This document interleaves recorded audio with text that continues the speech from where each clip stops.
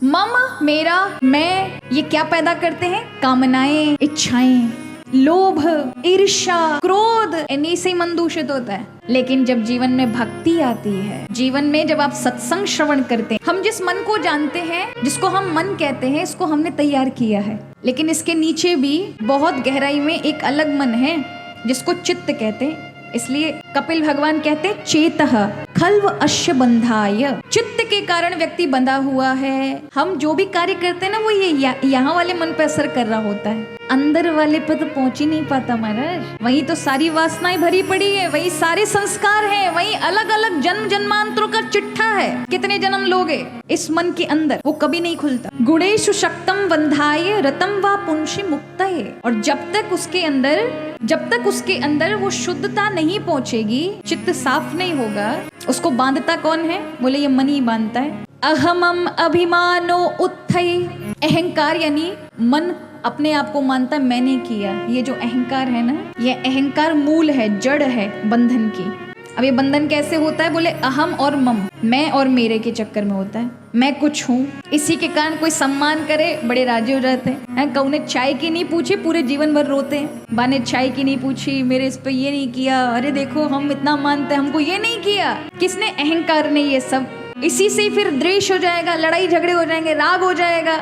मेरे साथ ऐसा हुआ, अरे किसी पड़ोसी ने आके थोड़ी ने बोला तेरा अपमान हो गया, नहीं तुमने खुद ने, तुम्हारे अहंकार ने बोला। यही बंधन है।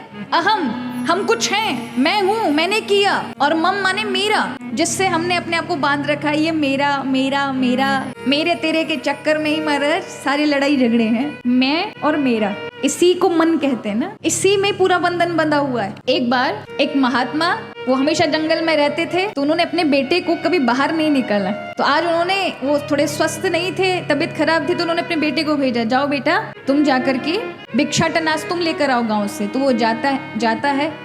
तो दो ग्रामीण, दो किसान भाई लड़ रहे थे, और लड़ाई किस पे हो रही थी? खेती के पास जो एक बांध बांधा जाता है रस्सी से, कि ये वाली जमीन तेरी, ये वाली मेरी, उस पर लड़ाई हो रही थी। इतनी जमीन मेरी, तूने यहाँ क्यों गड्ढा गाड़ा, यहाँ क्यों डंडे लगा दिए, यहाँ क्यों रस्सी बांधी, ये मेरा है। और दोनों के हाथ में क्या थी? कटारें थी। ये देख करके वो छोटा सा बच्चा, लगभग होगा 16-17 साल का, जाता है, देखता है, और भिक्षा नहीं मिली। उसने देखा ये लड़ क्यों रहे, उसको बड़ा आश्चर्य हुआ। उसने अपने आके पिताजी से पूछा, पिताजी, और वो उनके गुरु भी थे, पिता ही गुरु थे, तो उन्होंने कहा कि आप ये बताइए, वहां पर कुछ नहीं मिला क्योंकि वहां लोग लड़ रहे थे, पर मुझे समझ नहीं आया कि वो लड़ क्यों रहे थे। तो पिता को पता चला, तो संत जी ने क्या किया? उस बालक के हाथ में जो कमंडल था उसको छीना और कहा, देखो मेरा कमंडल तो है ही, पर ये भी मेरा है। तो बालक कहता है तो मुझे पता ही आप ही का है, सब कुछ आपका है, इससे क्या पता चलेगा? अब पिता ने अपना माथा पकड़ा और कहा कि ऐसे बालक को मैं नहीं समझा पाऊंगा जिसको जीवन में यही नहीं पता कि तेरा मेरा क्या होता है, जो सर्वस्व ही सामने वाले को, क्योंकि तुम में जो है देने की प्रवृत्ति, लेने की प्रवृत्ति नहीं है, देने की भावना है, उसको ये मन नहीं बांध सकता। लेकिन जहाँ तेरा मेरा लगा है, भगवान ने कहा है वही माया है। मैं और मोर तोरते माया, मैं और मेरा करे वो माया है, वही मन है जो अहम मम में फंसा है। मेरा बेटा है, भाग के आ रहे हैं बच्चे तो 4 लड्डू, लेकिन छोटे भाई का बेटा है तो 2 लड्डू। ये जो भेद करा देना, यही समझ लो मेरा तेरा मेरा। मेरे बच्चे के लिए मेरे कारोबार में ये वाली दुकान, छोटे भाई का है तो बगल वाली जो नुक्कड़ की पड़ी है वो पुरानी दुकान दे देंगे।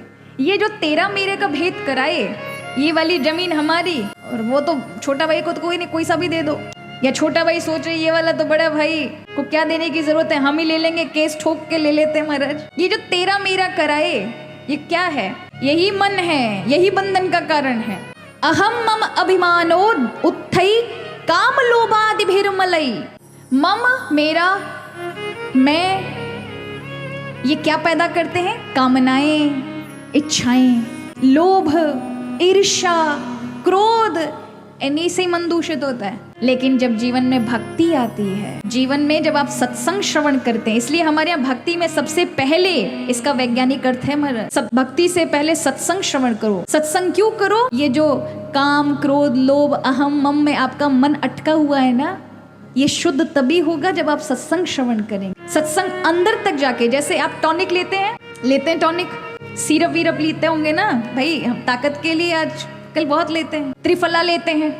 अब अगर आप रसायन लेते हैं तो जो चीजें आप नहीं भी जीवन में खा पाते तो वो रसायन पूरा कर देते हैं आपके शरीर की कमियों को। रसायन क्यों लेते हैं? केवल रोटी दाल चावल से ही जीवन नहीं चलता है। आपके शरीर के अंदर बहुत सारे खनिज तत्व हैं जिससे आपके शरीर को शक्ति मिलती है। उसकी कमी होती है तब रोगों का जन्म होता है। फिर वो चाहे मोतियाबिंद हो जाए, कैंसर हो जाए, ब्लड प्रेशर हो जाए, कोलेस्ट्रॉल बढ़ जाए, ये सब जो आजकल आम हैं, ये सब बीमारियां किससे होती हैं कि आपके शरीर के तत्व के अंदर कोई खनिज की कमी है, कोई ना कोई तत्व की कमी आई है। हम सोचते रोटी दाल चावल से ही जीवन चलेगा, नहीं महाराज, बहुत सारे, इसीलिए कहा कि कम से कम हरी सब्जियां खाओ, अच्छे अच्छे जो अनाज हैं उनका उपयोग करो, हर ऋतु के अनुसार फल खाओ। आज तो कोल्ड स्टोरेज का खा रहे हैं सब, बेमौसम में आम खा रहे हो, मौसम आता है तब खाते नहीं हो, तो क्या होगा? बीमारियां बनेगी। तो रसायन टॉनिक अंदर क्या करता है? हमारे शरीर की कमियों को पूरी करता है। जैसे आप श्रवण करेंगे तो श्रवण रसायन है, आपके अंदर की जितनी भी मम और अहम में पाली हुई गंदगी है, काम क्रोध लोभ ईर्ष्या की, इसको नरिशिंग करेगा, इसको हटा करके भक्ति को नरिशिंग करेगा। अब यहाँ कहा माँ भक्ति अंदर तक जाकर के, चित्त के अंदर तक जाकर के सारी संस्कार वासनाओं को मिटा देती है। निर्गिण्ण मनलो यथः, जैसे अगर एक जलता हुआ कोयला किसी व्यक्ति को खिला दिया जाए तो अंदर क्या करेगा? जलाएगा। उसी प्रकार भक्ति भी अंदर तक जाकर के सारी वासनाएं जला देती है, शुद्ध कर देती है। हम सोचते हैं भक्ति किसे कहते हैं? भक्ति उसे कहते हैं भावनाओं को अच्छी रखो। कई लोग तो यही सोचते हैं भक्ति का मतलब भावना भगवान के प्रति रखो, नहीं। संतों के द्वारा प्रमाणित प्राप्त भक्ति हो, तभी आपके जीवन में ये भावनाएं शुद्ध और निर्मल बन सकेंगी। इसलिए गुरु का आधार चाहिए होता है। किसी अच्छे महात्मा के द्वारा, अच्छे संत के द्वारा आपको जो नियम इत्यादि बताए जाएं, आपको भक्ति जिस प्रकार से करनी चाहिए ये बताया जाए, समय समय पर अपने गुरुजनों से जाके पूछो तो वह तुम्हें मार्ग बताते हैं।